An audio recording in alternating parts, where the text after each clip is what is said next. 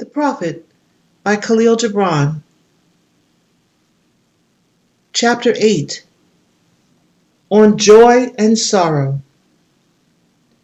Then a woman said, "Speak to us of joy and sorrow." And he answered, "Your joy is your sorrow unmasked, and the self-same well from which your laughter rises was oftentimes filled with your tears. And how else can it be? The deeper that sorrow carves into your being, the more joy you can contain.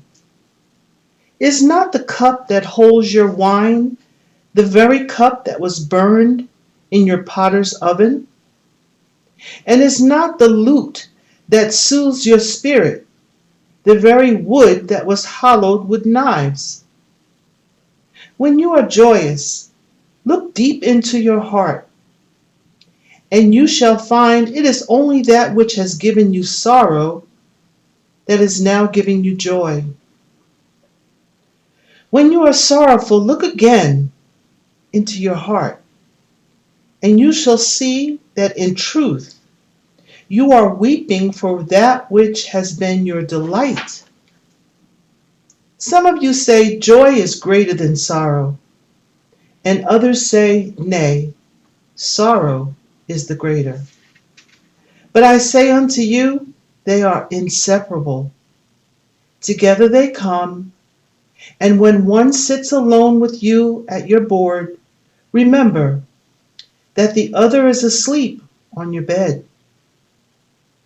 Verily, you are suspended like scales between your sorrow and your joy. Only when you are empty are you at standstill and balanced. When the treasure keeper lifts you up to weigh his gold and his silver, needs must your joy or your sorrow rise or fall. Chapter 9. On houses. Then a mason came forth and said, "Speak to us of houses." And he answered and said, "Build of your imaginings a bower in the wilderness ere you build a house within the city walls. For even as you have homecomings in your twilight, so has the wanderer in you, the ever distant and alone. Your house is your larger body. It grows in the sun and sleeps in the stillness of the night, and it is not dreamless. Does not your house dream, and dreaming leave the city for grove or hilltop? Would that I could gather your houses into my hand, and like a sower scatter them in forest and meadow. Would the valleys were your streets, and the green paths your alleys, that you might seek one another through vineyards, and come with the fragrance of the earth in your garments. But these things are not yet to be. In their fear, your forefathers gathered you two near together, and that fear shall endure a little while longer. A little while longer shall your city walls separate your hearts from your fields. And tell me, people of Orphalese, what have you in these houses? And what is it you guard with fastened doors? Have you peace, the quiet urge that reveals your power? Have you remembrances, that glimmering arches that span the summits of your mind? Have you beauty that leads the heart from things fashioned of wood and stone to the holy mountain? Tell me, have you these things in your houses?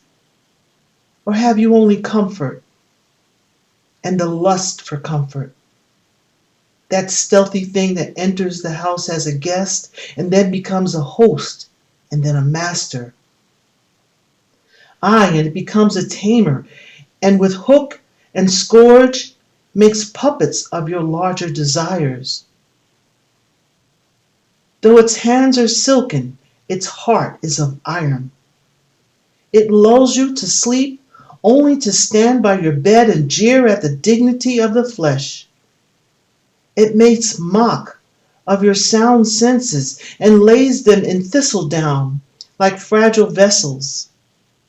Verily, the lust for comfort murders the passion of the soul and then walks grinning to the funeral. But you, children of space, you, restless in rest, you shall not be trapped nor tamed.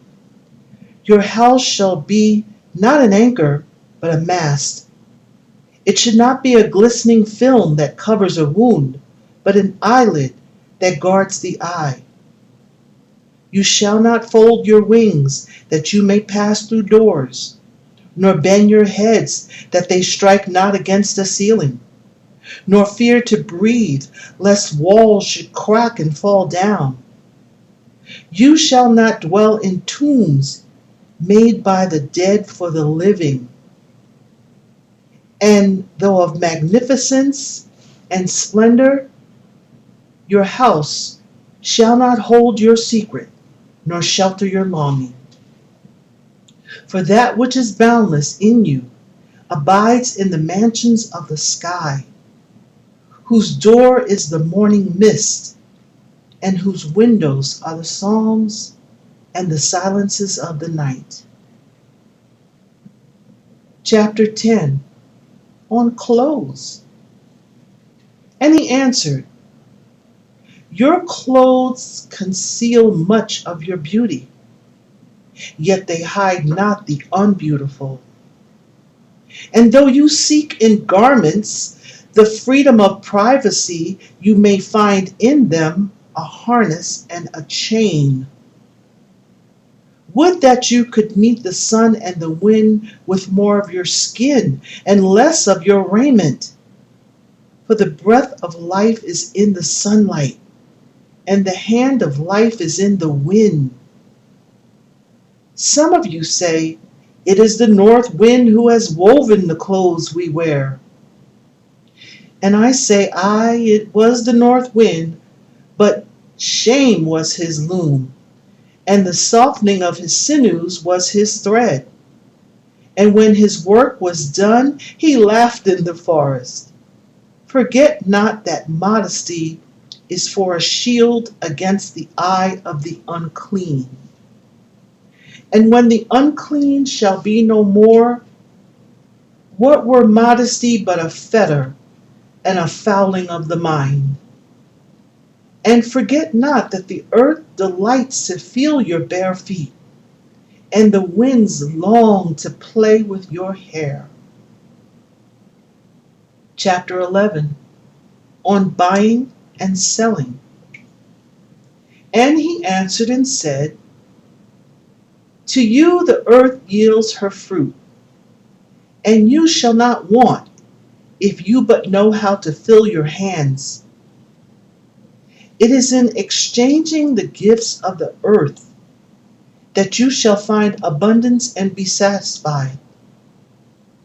Yet unless the exchange be in love and kindly justice, it will but lead to some greed and others to hunger. When in the marketplace you toilers of the sea and fields and vineyards meet the weavers and the potters and the gatherers of spices, invoke then the master spirit of the earth to come into your midst and sanctify the scales and the reckoning that weighs value against value. And suffer not the barren-handed to take part in your transactions. Who would sell your words for your labor? To such men I would say, come with us to the field, or go with your brothers to the sea and cast your net. For the land and the sea shall be bountiful to you, even as to us. And if there come the singers and the dancers and the flute players, buy of their gifts also, for they too are gatherers of fruit and frankincense, and that which they bring, though fashioned of dreams, is raiment and food for your soul. And before you leave the marketplace, see that no one has gone his way with empty hands.